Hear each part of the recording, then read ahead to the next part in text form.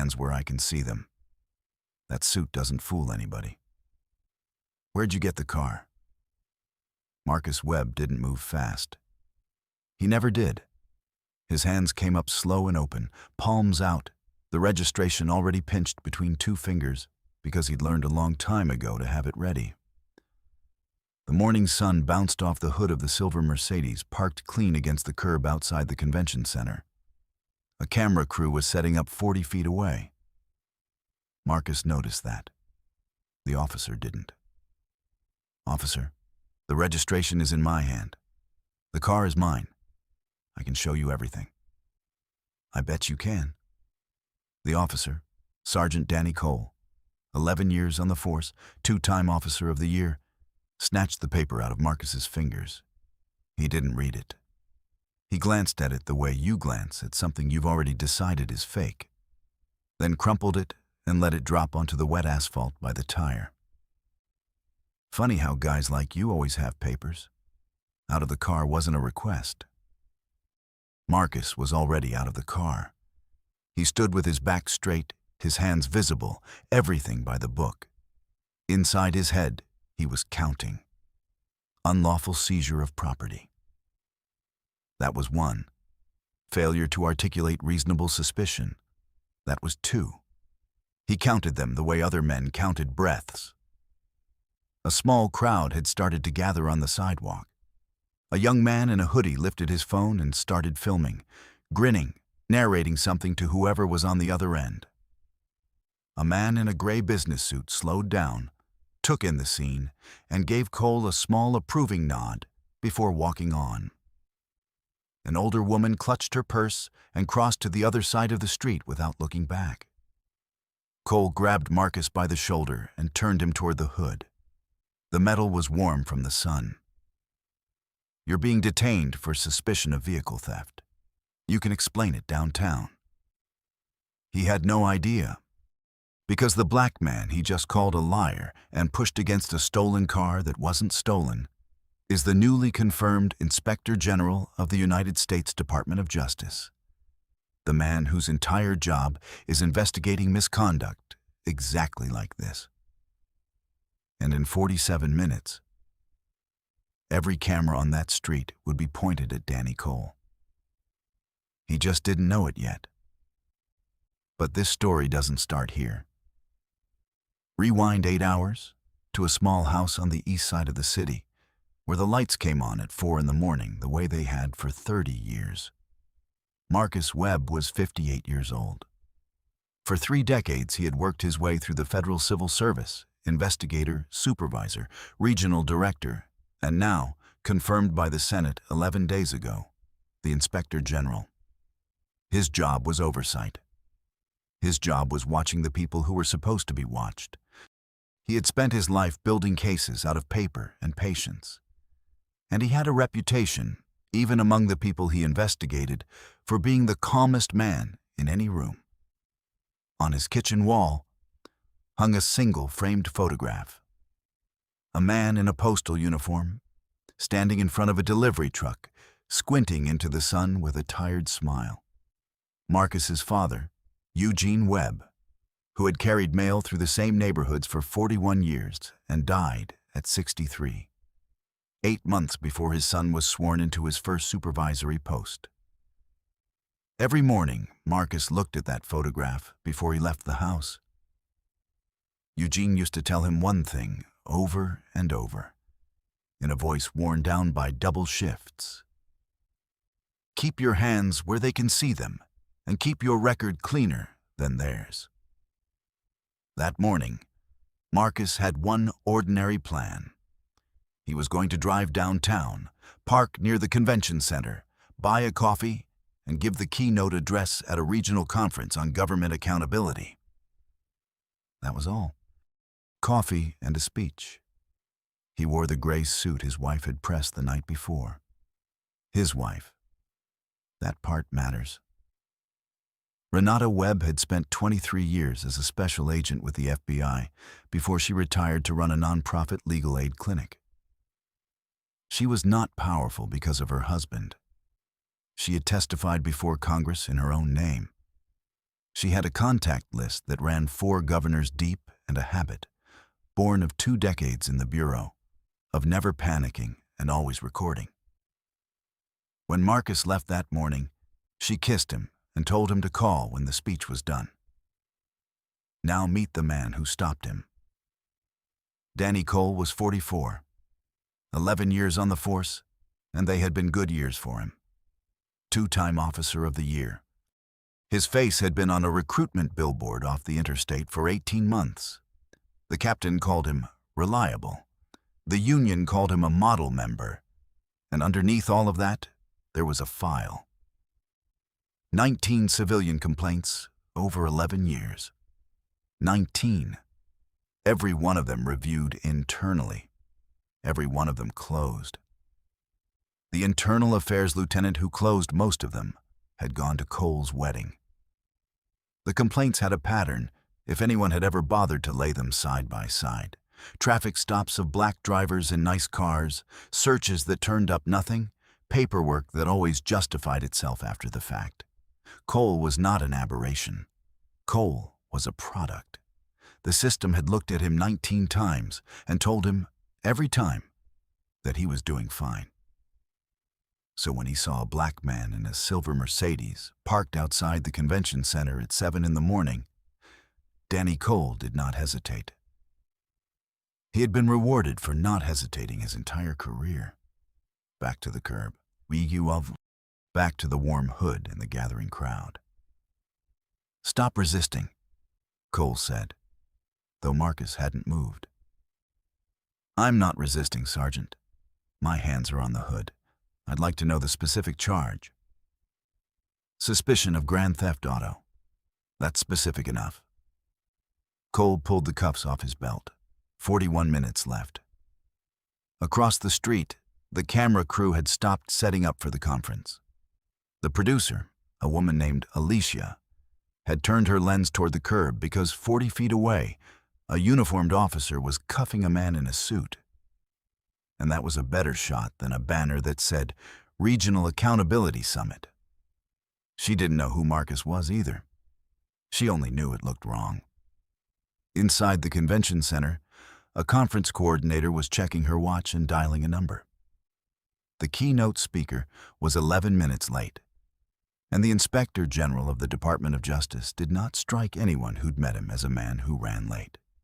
Renata Webb's phone buzzed at her clinic across town. She didn't recognize the number. She answered anyway. The coordinator's voice was tight. "He's not here, and he's not answering, and someone outside said there's a police situation on the street." Renata stood up from her desk. She did not raise her voice. She pressed record on her phone, opened a second app, and sent 3 messages in under a minute. One to the conference's media contact, one to a colleague at the local U.S. Attorney's office, one to the deputy who reported directly to her husband. Documentation wins. Emotion loses. Get me eyes on that street. 34 minutes left. Cole walked Marcus to the patrol car with one hand on his shoulder, narrating for the crowd. "This is what we do. We keep this neighborhood safe. Don't matter how nice the suit is." The man in the gray business suit had stopped to watch from the corner now, nodding along. The teenager was still filming. He'd switched to live. Marcus said nothing. He counted. Unlawful arrest without probable cause. That was 4. Destruction of property, the registration on the ground. 5. He let himself feel the warm metal of the cuffs and thought, just once, of his father squinting into the sun. Keep your hands where they can see them. Then he set the thought aside and went back to counting. Inside the station, 8 blocks away, a detective named Ruth Alvarez was already at her desk. She had been with the department's professional standards unit for 3 years, and for most of those 3 years, she had been quietly assembling something. The Cole file. 19 complaints. She had photocopied them, indexed them, cross-referenced the stops by location and time of day, and watched the pattern emerge like a photograph in a tray. She had taken it to her lieutenant twice. Both times it had gone nowhere. She had been waiting, she would have told you this herself, for a case the department could not bury, a complainant they could not dismiss. Her phone rang. It was a contact at the U.S. Attorney's office, a woman she'd had coffee with exactly once. The man your Sergeant Cole just arrested on Front Street is Marcus Webb. Ruth said she didn't know the name. There was a pause. He's the Inspector General of the Department of Justice. He oversees us. Ruth Alvarez set down her coffee very carefully. Then she opened the Cole file, picked up the whole thing, and walked toward the captain's office. 26 minutes left. In the back of the patrol car, Marcus watched the city slide past the window. Cole was up front, talking. "You're gonna want a lawyer," he said cheerfully, the way you'd recommend a restaurant. "Guys like you always lawyer up. Doesn't help much, but you can try." He laughed at his own line and posted something on his phone at a red light. A picture of his own steering wheel and 3 words. Another one off the street. It got 11 likes before the light turned green. He had no idea his career was now measured in minutes. 20 minutes left. At the station, the captain was reading a single sheet of paper Ruth Alvarez had placed on his desk. His face had gone a particular color. He was reading the Senate confirmation notice for the new Inspector General of the Department of Justice, dated 11 days earlier, with a photograph attached. He looked at the photograph. He looked at the booking screen on his computer, where a man named Marcus Webb had just been entered as suspect, vehicle theft. The 2 faces were the same face. "Get me Cole," he said. "Get me Cole right now." Outside, the camera crew's footage was already moving. Alicia, the producer, had handed her raw clip to the network's digital desk with 3 words of her own. "I think someone important." By the time Cole walked his prisoner through the station's front doors, the clip had 40,000 views and a chyron that read, "DOJ Inspector General arrested by local officer." 8 minutes left. The booking room was small and fluorescent and smelled like old coffee.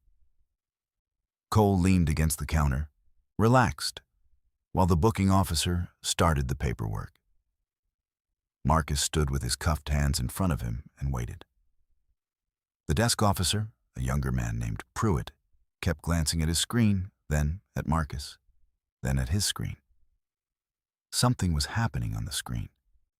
His face changed first. "Sarge," Pruitt said quietly. "Sarge, you need to look at this." "In a minute." "Sarge, now." The captain came through the door before Cole could answer. He did not look at Cole. He looked at Marcus, and then he did something none of them had ever seen him do. He reached over and unlocked the cuffs himself. "Mr. Webb," the captain said. His voice was not working right. "Mr. Webb, I am. There has been a..." Marcus rubbed his wrists once. Then he straightened the cuffs of his gray suit, the one his wife had pressed, and he turned to face Danny Cole. Cole's smile was still there, but it was starting to come apart at the edges. "What's going on, Captain?" "My name is Marcus Webb." He said it the way you'd state the time. Quiet, even. "I'm the Inspector General of the United States Department of Justice. My office investigates misconduct in federal law enforcement and in any department that receives federal funding." The room went silent. "Sergeant, you stopped me on a public street this morning. You did not articulate reasonable suspicion. You destroyed my property. You ignored my registration. You arrested me without probable cause. I counted 6 violations between the curb and this counter." Cole's mouth opened. Nothing came out. "You posted about it," Marcus said. "Another one off the street. That post is evidence now. So is the live stream 40 feet away that you never noticed. So is your body camera, which I'd very much like preserved. He paused. You spent 11 years being told this was acceptable. 19 times someone told you it was fine. I'm the 20th, and I don't close files. I open them. The color drained from Danny Cole's face. He stepped backward into the counter. The badge on his chest caught the fluorescent light, and for one more moment, it was still his.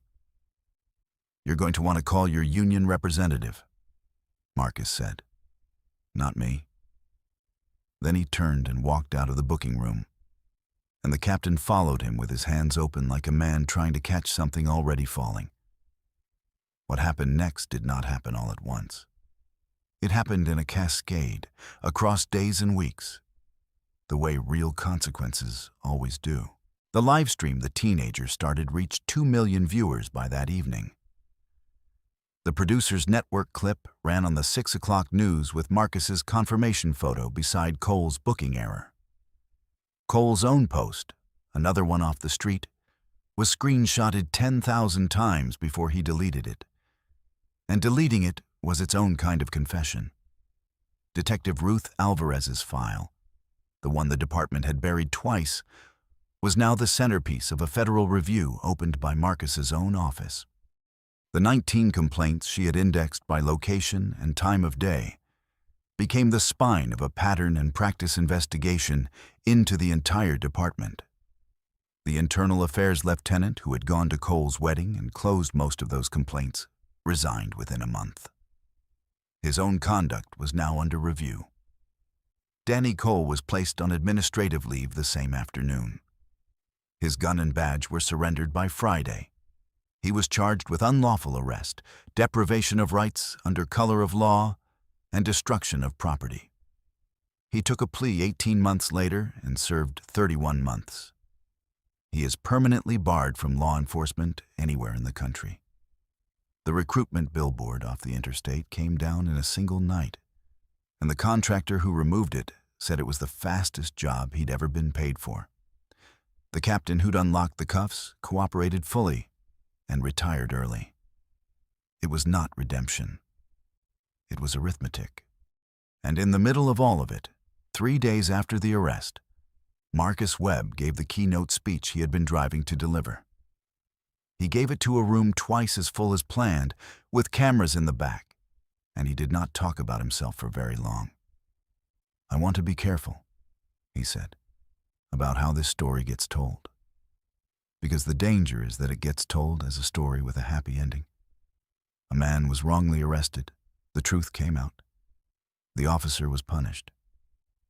That is true. But it is not the point. He let that sit. The point is that I had resources almost no one else has. I had a confirmation notice with my photograph on it. I had a wife who knew exactly who to call. I had a detective who had already spent 3 years building the case before I ever arrived. Most people stopped the way I was stopped this morning have none of that. They have a crumpled registration on the ground and no one filming and no one coming. The reason I did not announce my title on that street is simple. If I have to announce my title to be treated with dignity, then the protection isn't dignity. It's privilege. And the next person Sergeant Cole stops won't be the Inspector General. He spoke for a while longer about oversight, about the difference between a bad officer and a system that rewards him 19 times, about the file that should have been read the first time and not the 20th. Then he closed with one line that ended up printed on the cover of his office's annual report that year. Authority without accountability is not law enforcement. It is just authority. And the law must answer to itself first. The room stood up. Marcus did not smile much. He nodded once, gathered his notes, and stepped down. In the months that followed, the people in this story scattered into their outcomes. Detective Ruth Alvarez was promoted to lead the department's reconstituted oversight unit, the one with real subpoena power this time. The young officer at the booking desk, Pruitt, the one who'd said Sarge now, requested a transfer to that unit and got it. He said later he'd spent the whole drive home that day thinking about how close he'd come to just doing the paperwork. The man in the gray business suit who'd nodded approval on the corner was never identified, and never had to be. He is every face that nods. The teenager who filmed the live stream started a small channel documenting stops in his neighborhood, and he learned, over time, to put the phone down and offer his name as a witness instead of just narrating. That was his small change. The grandmother who crossed the street wrote a letter to the department. It was 1 paragraph long. She said she was sorry she hadn't stayed. Renata Webb went back to her clinic. She added a single laminated card to the intake folder she gave every new client. It listed, in plain language, what to do and what to record if you are ever stopped. At the bottom it said, "Documentation wins. Emotion loses. Evidence is everything." On a Sunday evening a few weeks after it was all over, Marcus sat on his back porch with a photograph of his father resting on the table beside him. He'd taken it down off the wall, just for the evening. Renata came out with 2 cups of coffee and sat in the other chair. And for a while, neither of them said anything, because they had talked about this before, and would talk about it again. 19 times, Renata said finally. Before you. I know. You think it changes anything? Really? Marcus looked out at the yard, at the last of the light going down behind the fence his father had helped him build. He thought about Eugene squinting into the sun in his postal uniform, telling a boy to keep his hands where they could see them, as if that had ever been enough, as if it would ever be enough. "A little," he said. It changed a little. The file got read. One of them finally got read. He turned the photograph face up on the table. But there are 19 departments like that one in this state alone, and a man like Cole on every one of those billboards. Renata reached over and put her hand on top of his. "Until that changes," Marcus said quietly, "someone has to be watching. And it can't only be the ones who get to write the report." They sat there until the light was gone, 2 cups of coffee going cold between them, and the photograph of a tired man in a postal uniform catching the last of it. If this story made you feel something, anger, recognition, or just the need to sit with it for a minute, share it with someone who needs to hear it. Not because of the views, because most people who get stopped on a street like that one don't have a confirmation notice in their pocket or a camera crew across the road. They have only the people willing to tell the truth about what they saw. So let me ask you something, and I mean it honestly. Have you ever watched something happen that you knew was wrong and stayed quiet and wished afterward that you hadn't? Tell me about it below. Tell me what you'd do differently now. Because justice isn't one man in a suit getting an apology. It's the rest of us deciding to stop crossing the street